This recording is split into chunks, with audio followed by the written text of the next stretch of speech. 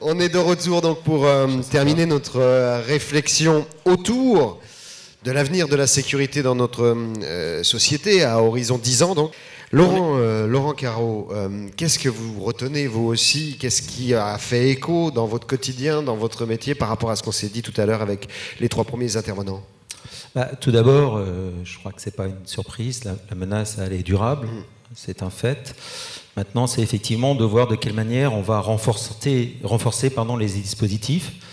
Alors, on parle de coproduction entre public et privé, c'est un fait, mais il faut qu'on l'applique.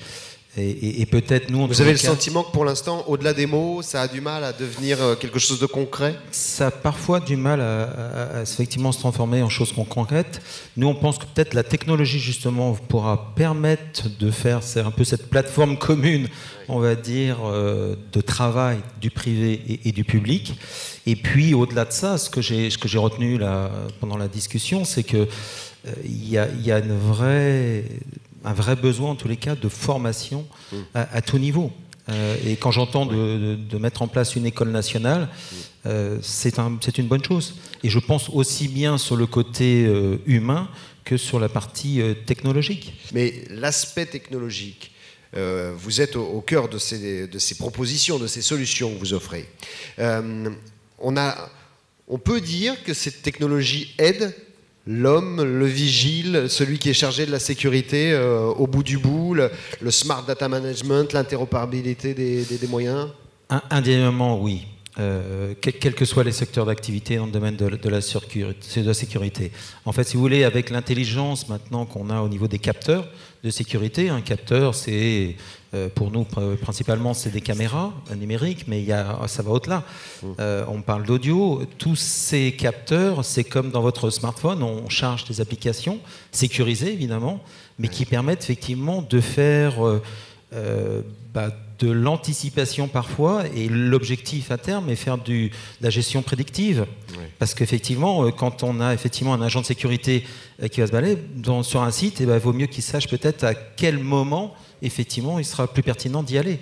Et cette technologie va l'aider à ça. Ou voir, aujourd'hui, c'est ce qu'on essaye de démocratiser, c'est de quelle manière cette technologie va pouvoir aussi, de façon distante, peut-être faire de l'interpellation à distance par la technologie pour certaines menaces sur certains sites. Et garantir la sécurité de ceux qui sont les agents eux-mêmes, d'ailleurs, sur le terrain. Et alors, Laurent Carreau, si on doit aller vers la fin de cette table ronde, évidemment, mais avoir votre sentiment, vous apportez des solutions technologiques. Oui. Mais on n'est pas dans un monde de Robocop ou de drones. Il reste l'humain au milieu de tout ça. D'abord, il y a ceux qu'il faut surveiller, protéger, et puis il y a ceux qui travaillent au cœur de cette activité. Complètement. Enfin, ce qui se passe aujourd'hui dans le monde de la sécurité, je pense que la technologie est vraiment là pour aider l'humain. Et je pense que je rejoins ce que dit là, c'est que c'est apporter de la valeur aux clients ici présents, au public. Et à partir de là, de voir comment demain l'agent de sécurité, comme on parlait d'agent de sécurité augmenté, eh bien la technologie sera portée aussi peut-être par ces agents de sécurité demain. Avec une formation qui doit accompagner aussi, valoriser la fonction. Elle sera impérative. Oui, Laurent, vous apportez de la solution intelligente, mais il faut quand même savoir décrypter ces données. Oui, complètement. Ça, et c'est vrai que quand j'entends parler de la reconnaissance faciale, ça serait un outil magique, vraiment, pour effectivement améliorer effectivement cette sécurité. Et là, c'est vrai que je fais appel aussi aux législateurs qui a un rôle vraiment pertinent pour effectivement faire évoluer ça très vite. Il y a des pays aujourd'hui qui ont franchi le pas. Moi, effectivement, gérant différents pays, je peux vous assurer, en Espagne, par exemple, on a des exemples concrets avec nos technologies où la reconnaissance faciale est utilisée dans des gares routières, des choses comme ça. Et c'est pertinent pour les services de police. C'est très français, ça. On est frileux, mais parce que c'est une précaution qu'on ne trouve pas chez les autres. Je pense que c'est tout simplement, comme disait M. Fenex, je crois qu'on a la CNIL, c'est bien, mais voilà, je pense que c'est aussi un frein.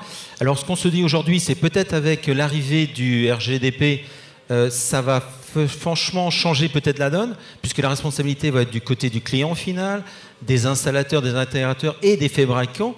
Et je pense que notre rôle est de dire, oui, portons ces technologies, allons de l'avant, sécurisons beaucoup plus effectivement les sites et soyons plus rassurés.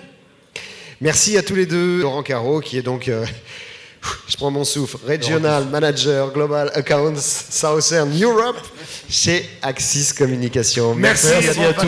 Merci. Bonne soirée.